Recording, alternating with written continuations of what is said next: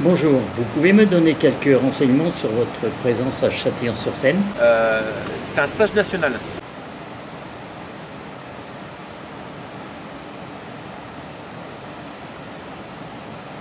C'est-à-dire Stage. qu'au niveau de sécurité civile, on a une entité qui est basée à Marseille, qui est Oui. l'École nationale d'application de la sécurité civile. Et nous, on a un plateau technique délocalisé. Voilà, donc on a un site école, ça permet de réduire en temps de trajet pour tous les gens de Paris, du nord de la France, ainsi de suite. Voilà. Donc on est un plateau technique délocalisé. En plus, ça reste un site école où il y a peu de risques de troubler la visibilité et ainsi de suite. Donc là, on retrouve des gens des Yvelines, des Ardennes, Ah oui. de la Nièvre, de la Haute-Savoie Mhm. et de Dijon. C'est vous qui gérez tout ça? Alors nous, on est encadrants. C'est Oui. géré par l'École nationale à Marseille Oui. et nous, on organise juste le stage. Et selon les villes, vous vous déplacez pour prendre des gens de telle ou telle région? Ah non, non, non, non, Ah non. non? En fait, c'est chaque département a des besoins de formation sur passe-temps libre, donc plongée sous plafond. Et après, ils s'inscrivent sur l'école d'application de la sécurité civile, sur ce stage-là. Et après, nous, on a un nombre de Ah d'accord. stagiaires avec Ok. un nombre d'encadrants. Ok. C'est vraiment l'École nationale qui gère tout ça. Mhm. Donc quand vous faites vos stages, est-ce que vous faites mettons les réanimations s'il y a un blessé, s'il y a quelqu'un qui a perdu Non, on n'espère connaissance? pas. Hein, non, Alors, je veux non, dire. là, nous, c'est vraiment la formation plongeur sur passe-temps libre. D'accord. C'est-à-dire que pour arriver ici, déjà, il faut tous être pompier. Donc, qui dit pompier dit secouriste, incendie, Oui. désincarcération, etc. Après, il faut qu'il soit plongeur opérationnel, Mhm. 30 mètres ou 50 mètres de profondeur, Mhm. et qu'ils aient suivi une préformation et 3 semaines de stage scaphandrier autonome léger. Ils font le stage à Marseille? Alors, soit Marseille, Ou soit la Paris. Meurthe-et-Moselle. À Meurthe-et-Moselle. Il y a un agrément à la Meurthe-et-Moselle. Ouais. Ou Annecy. Voilà, il y a 4 sites au niveau national. Et seulement après, ils s'inscrivent, ils peuvent prétendre à la spécialité sur passe-temps libre. On va leur faire découvrir dans la semaine. Donc on fait 3 jours à Grosbois où on leur fait les techniques sur passe-temps libre, mais en plongée libre. Comme ça, s'il y a le moindre souci, ils peuvent monter à la surface. Mhm. Et après, on les emmène ici à partir en fonction du groupe, soit le mardi après-midi, soit le mercredi matin. Et des sites comme l'Adoui, vous en avez beaucoup en France? Alors en Côte d'Or, on a la Douai, on a Bèze. On a les régions de Oui. Bèze. Après en France, oui, vous avez le Lot, mais après, il faut qu'ils portent l'agrément sécurité civile. Ouais, ouais. Voilà, on ne peut pas se permettre de mettre des agréments partout. Ouais, oui. Donc après, il y a le site, mais il y a les compresseurs, il y a la restauration, il y a le logement, donc c'est toujours un peu plus compliqué. Bien sûr. Alors, Ouais, ouais. Site agrémenté aujourd'hui sur le territoire français, vous en avez 3. Il y a ici, Marseille, la Pointe Rouge, et en Charente, une carrière qui a été réhabilitée à Saint-Même-le-Château. Nous, si vous voulez, alors là, on est en spéléo, parce qu'on est on est en milieu naturel. Mais en fait, le milieu naturel, en fait, c'est les mêmes techniques qu'on aura en milieu artificiel. Donc le but de la formation, c'est de leur faire découvrir la plongée sous plafond pour pouvoir mettre les techniques en place sur des écluses, des épaves, de la glace. Ouais, ouais. Voilà, on a eu il y a 15 jours, vous avez vu la péniche à Saint-Jean-de-Luz qui a coulé. Et ben, c'est ces techniques qu'on met en place ici qui nous ont permis de rentrer dans cette péniche-là pour mettre des ballons d'horlogage et ainsi de suite. Ouais, ouais. Après, c'est les mêmes techniques. On va mettre, c'est des points d'ancrage, c'est un fil d'Ariane, c'est du bibouteille, voilà. Mais c'est les mêmes techniques. Là, on joue un l'utile à l'agréable. Voilà. C'est sûr. Vous êtes combien de plongeurs aujourd'hui? Il y a 8 stagiaires et 4 encadrants. Donc moi je suis de l'époque de Cousteau, moi. Ah oui, bah.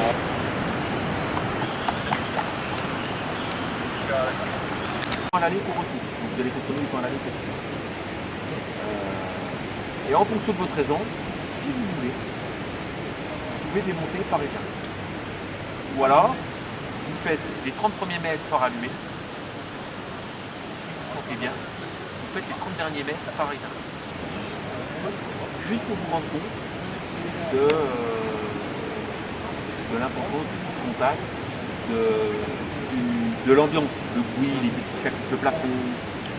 Voilà. Si ça ne va pas, on fait des exercices, on rallume, ça peut faire des effets. Voilà. Ah ben alors, Le kawash, il est vraiment bien emmêlé. et ben alors ce qu'on va voit pas faire, où on en est. si vous avez aucune notion, ce qu'on va faire, avant de faire demi-tour, on stalle 2 secondes, et vous éteignez vos phares. Et on voit que Et vous allez voir, c'est nuit noire. Vous n'avez pas un fait de luminosité par rapport à l'inverse comme dans des carrières, vous êtes bien plus longtemps. En fonction du temps, en fonction de vos cas. Si vous arrivez à... On ne va pas remonter dans la cloche, on va limiter les oreilles, donc faites tourner à 25 mètres. 25 mètres, on va tourner comme ça on arrivera en bas de la cloche. Ouais, 25-30 mètres. Le but c'est d'arriver en bas, on ne va pas remonter. Arrivez là, si vous n'êtes pas avocat et que dans le timing on est bon, on peut éventuellement faire demi-tour, faire une progression dans le noir. Moi je vous attendrai, vous coupez vos écouteurs. Et on fait une progression dans le noir, ça vous intéresse. On a le temps, hein, on a 35 minutes de plomb. on va voir comment ça se déroule. Si on galère ou pas. C'est surtout combien de temps on met pour mettre en place. Pour équiper, voilà. En fonction de votre aisance et de vos quarts et ainsi de suite. Parce qu'il y a ça, il y a la tension aussi. C'est ça aussi. La tension du fil. Voir ce que vous voyez, par exemple, quand elle était installée, elle était nickel. Vous verrez, c'est dans le noir que vous voyez bien si votre ligne est bien faite ou pas. C'est que si elle a à peine un peu de vague. Elle n'est pas tendue, pardon.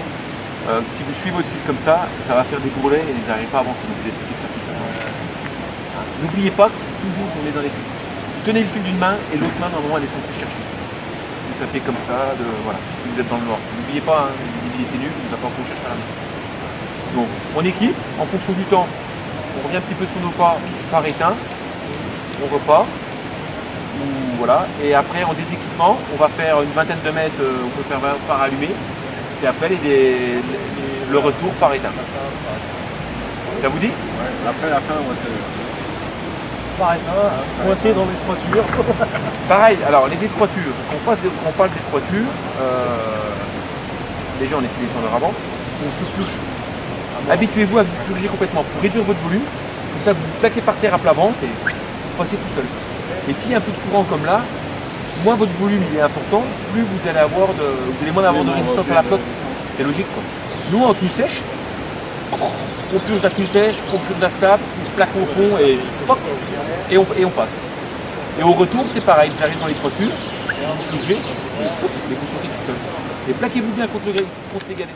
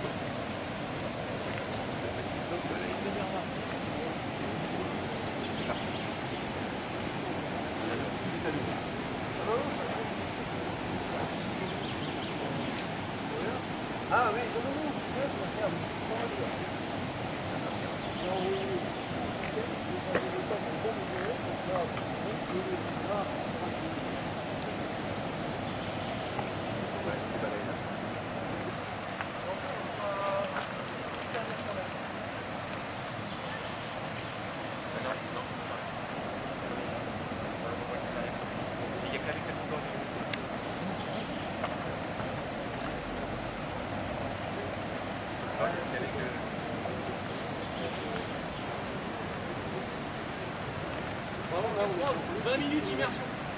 Allez. On peut pas dire doigt.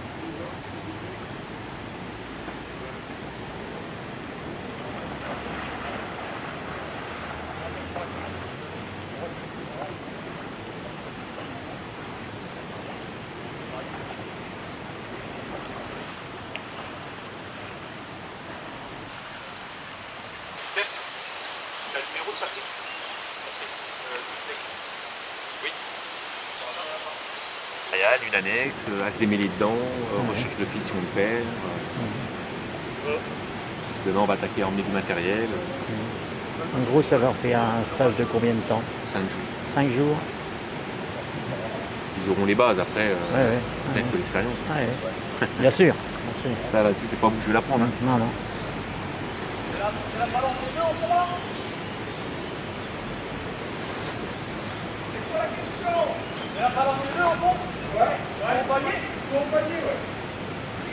Dans les cloches actuellement, il y a toujours de l'air pollué. Non, alors il y a toujours les résidus. Il reste. Alors il y a moins.